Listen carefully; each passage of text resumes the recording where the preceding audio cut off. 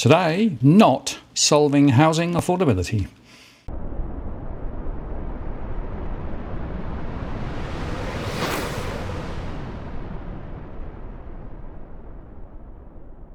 Hello again, it's Martin North from Digital Finance Analytics. Welcome to this post covering finance and prop news with a distinctively Australian flavour. And just before we start, a quick reminder that at 8 p.m. Sydney time tonight, I'll be joined by Robbie Barwick from the Citizens Party, and we'll be discussing some of the critical issues in the financial services sector, specifically relating to things like the role of ASIC, the role of the Ombudsman, and also the question of deposit bail-in, amongst many other issues. So join us at 8 p.m. Sydney tonight and you can ask a question live.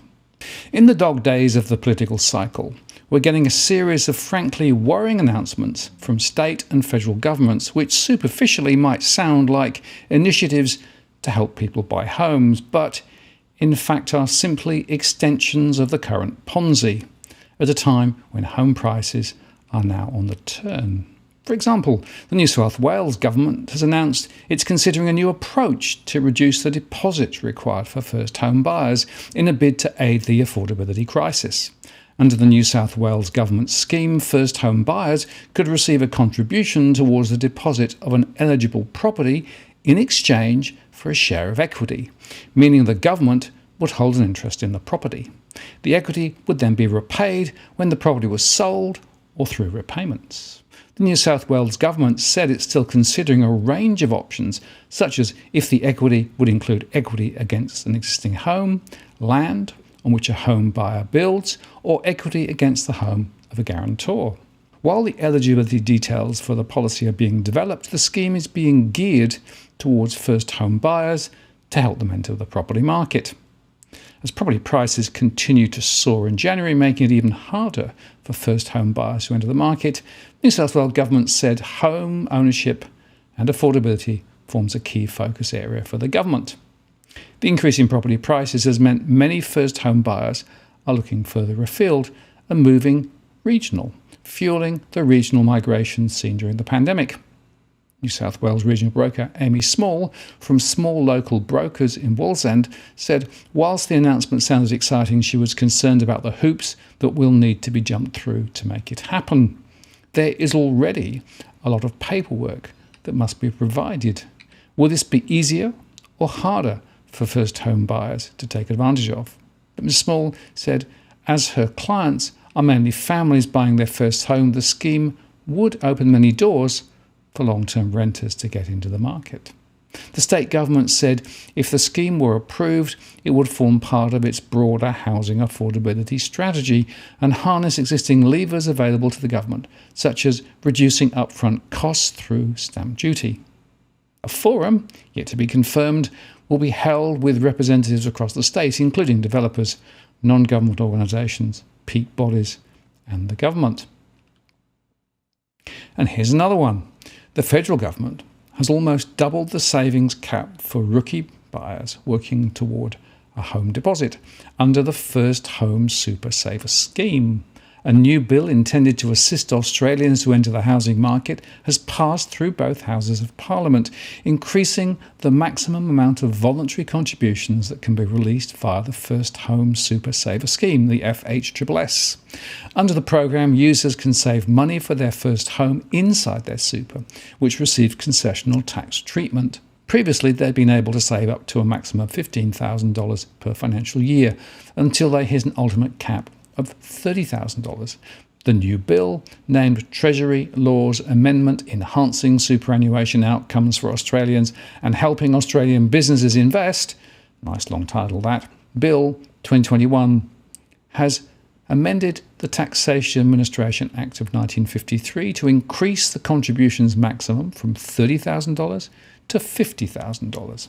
Further, this legislation has also reduced the downsizer contribution eligibility age from 65 to 60. And under that scheme, eligible candidates are able to contribute up to $300,000 from the proceeds of selling their property into their superannuation. And as per the Treasury, the shift to downsizer contributions is intended to incentivise more older Australians to sell, quote, increasing the supply of larger homes for young families. Other changes brought about by the bill include removing the threshold that required workers to be paid $450 a month before their employers were obliged to pay superannuation contributions, and the bill's also extended the Morrison government's temporary full expensing regime by 12 months to the 30th of June 2023. That measure was initially announced in the 2021 budget and allowed eligible businesses with aggregated turnover of less than $5 billion to deduct the full cost of eligible depreciation assets in the year they were first used or installed. The passing of the bill comes following recommendations from industry bodies for further action in addressing housing affordability by expanding first home buyer schemes.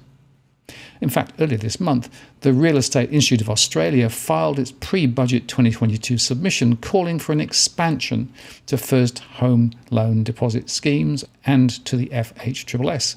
REIA President Hayden Grove said of the submissions that there was a need for government to address both housing supply and affordability for first home buyers. Housing Industry Association's pre-budget 2022 submission also called for greater investment from the Morrison government in addressing affordability, stating that the FHLDS has proven to be highly successful and should be extended. According to Australian Bureau of Statistics data released at the start of this month, the number of new loans to owner-occupier first home buyers in December fell by 21.5% year over year. But while the notion of super being a key for some to enter the housing market is supported by some politicians, including Liberal Party's MP Tim Wilson and Senator Andrew Bragg, not all are convinced that this is the best way forward. Speaking at an event hosted by Pitch Bland Communications in Sydney, the Federal Shadow Assistant Treasurer and the Shadow Minister for Financial Services and Superannuation, Stephen Jones, suggested that the Morrison government was expecting superannuation to provide so much ballast and support to a range of issues, including housing affordability. I think we've had so many snappy answers in the housing space, whether it's raid your super or this or that. But when you look at it deeply, you need different solutions for different demographics, Mr. Jones said. And finally today, ANZ has announced it will remove its break-free package in March and, quote, simplify its home loan offerings. The break-free package was said to provide a discounted interest rate and allow customers to bundle their home loan with other products, such as a credit card, an everyday bank or offset account, in exchange for paying an annual fee. But the controversial package has also been subject of an ASIC investigation over its failure to provide loan benefits promised with offset transaction accounts. A recent lawsuit from the regulator has claimed ANZ failed to provide certain benefits, which included fee waivers and interest rate discounts to around 580,477 customer accounts, resulting in a remediation bill to its customers at $200 million. ANZ said under its new approach to home loans, customers will not pay a loan approval fee, loan administration fees, valuation administration fees, progress payment fees, loan renegotiation fees, and guarantor administration fees. ANZ Group Executive Australia Retail and Corporate Mark Han said, "We're on a mission to improve the home loan experience for our customers. This is a significant change that will help us reach that goal. We understand customers want more choice today about how they structure their home loans, and our new approach provides that while retaining a discounted interest rate and no annual package fee." This is really good news for our home loan customers who only want to pay for the products and features they value and choose to use. We've been speaking to them and they want simple options with a competitive interest rate, and that is what we are now providing. ANZ has claimed it is the first major bank to remove the home loan package. And ANZ will offer 3 simplified home loan products for customers to choose from: the ANZ Standard Variable, the ANZ Fixed, and the ANZ Simplicity Plus, with no ongoing ANZ fees. But customers who want an offset account can choose that for an additional $10 a month.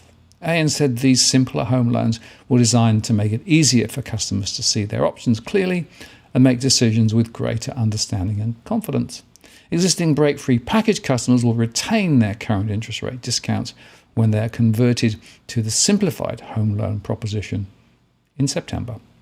Now, if you're buying your home in Sydney's contentious market, you don't need to stand alone. This is the time you need to have Edwin Almeida from Ribbon Property Consultants standing alongside you. Buying a property is both challenging and adversarial. The vendor has a professional on their side. Emotions run high, price discovery and price transparency are hard to find, and then there's the wasted time and financial investments that you make. Edwin understands your needs, so why not engage a licensed professional to stand alongside you? With RPC, you know you have experience, knowledge, and master negotiators looking after your best interests. So shoot Ribbon an email at info@ribbonproperty.com.au, and if you use the promo code DFAWTW/Martin, you can get a 10% discount offer. I'm Martin North from Digital Finance Analytics. Many thanks for watching, and I'll see you again next time.